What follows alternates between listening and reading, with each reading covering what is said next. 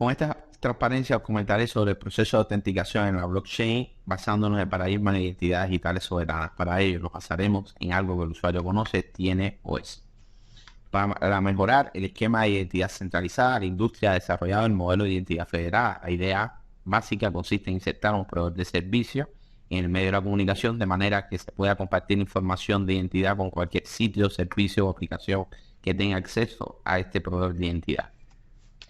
Una cadena de bloques de una forma muy innovadora ofrece diferentes ventajas debido a su arquitectura descentralizada. Por una parte, las garantías de la seguridad y por otra parte, que permite el concepto de identidades autosoberanas, ya que no se necesitan proveedores centrales para controlarlas.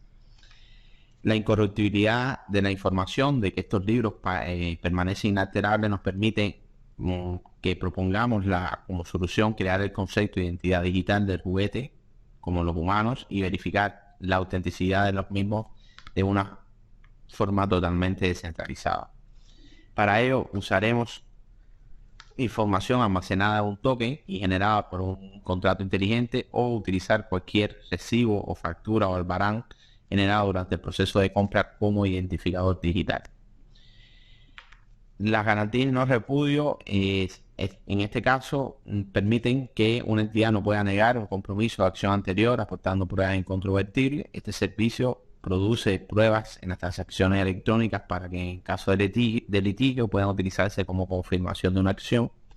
Realmente todo esto constituye una evolución de esfuerzos previos como el protocolo OpenID de identificación y el protocolo OAuth, muy usado para delegar los contextos de autenticación.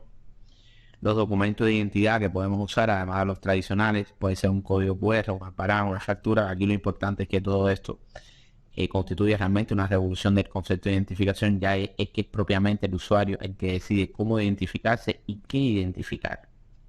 Por último, el usuario como holder crea y controla plenamente sus credenciales sin estar obligado a pedir autorización a una autoridad central, por lo que tiene total control de cómo comparte y qué tipo de información comparte.